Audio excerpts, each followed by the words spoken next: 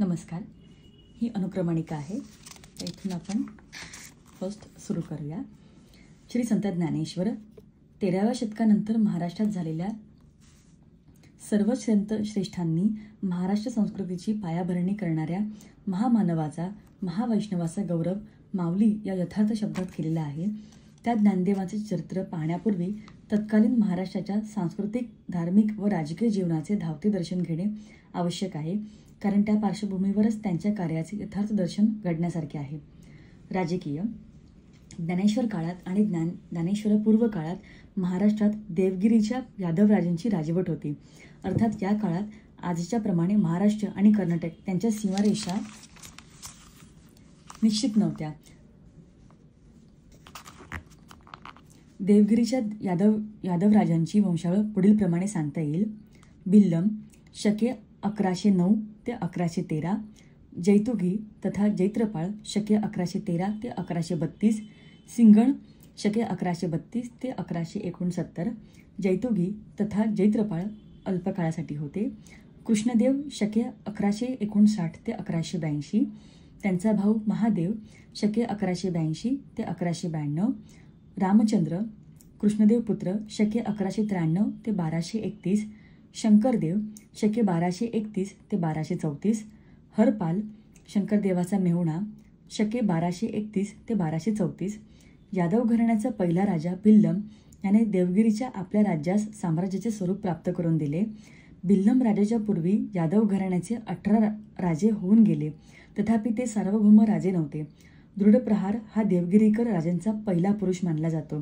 त्याचा मुलगा सेसणचंद्र याने नाशकापासून देवगिरीपर्यंत केलेल्या राजविस्तारास सेसणदेश म्हणत असे. यालाच पुढे खानदेश म्हटले जाऊ लागले. बिल्लमाने चालुक्य वंशातल्या सोमेश्वर या सार्वभौम राजाला जिंकून आपल्या राज्यास ते राज्य जोडून त्या साम्राज्याचे स्वरूप प्राप्त करून दिले. त्याचप्रमाणे श्रीवर्धन, मंगलवेष्टक, कल्याणी, चालुक्य, होयसळ, नृसिंह यादव इत्यादी राज्ये जिंकून त्याने राज्यविस्तार केला. त्यानेच शके 1109 देवगिरी ही आपली राजधानी केली. त्याचवेळी यादवांची दुसरी शाखा होयसळ राजांची ती मैसूरकडे राज्य करीत होती. बिल्लमानंतर जैत्रपाळ राज्यावर आला. त्याने अनेक राजांना आपले मांडलिक करून घेतले. स्वतः तो पृथ्वीवल्लभ प्रताप चक्रवर्ती असे म्हणवून घेत असे. मराठीतील आद्यकवी मुकुंदराज हा त्याला गुरुस्थानी होता. त्यानेच तेलंगच्या राजाचा पराभव केला. त्याचा पराक्रमी मुलगा सिंघण याने आपल्या 37 वर्षाच्या कारकिर्दीत यादवांचे राज्य भरभराटीस नेले. छत्तीसगड, माळवा इत्यादी प्रांत जिंकून त्याने आपल्या राज्यास जोडले. गुर्जर देशाच्या चालुक्य वंशीय राजाचा पाडाव केला. कोल्हापूर प्रांतही आपल्या राज्यात जोडून घेतला. त्याचा पराक्रम आणि दरारा एवढा होता की अंग, बंग, पांचाल, सिंध, माळवा, कर्नाटक, चोळ, मगध इत्यादी देशाचे थोर राजे त्याला मानित असत. निरनिराळ्या प्रांतावर त्याने महाप्रधान, मंडलेश्वर, दंडनायक अशा हुद्द्यांचे प्रतिनिधी नेमले होते. खोलेश्वर आणि बिचण कोल्हापूर आणि कराड देशाचा हे त्याचे सेनापती, उत्तरेकडचे व दक्षिणेकडचे फार शूर होते. बिचणाने कोल्हापूरहून पश्चिमेचे चालुक्य, गोव्याचे कदंब व मद्रासचे पांड्य यांना आपले अंकित केले होते.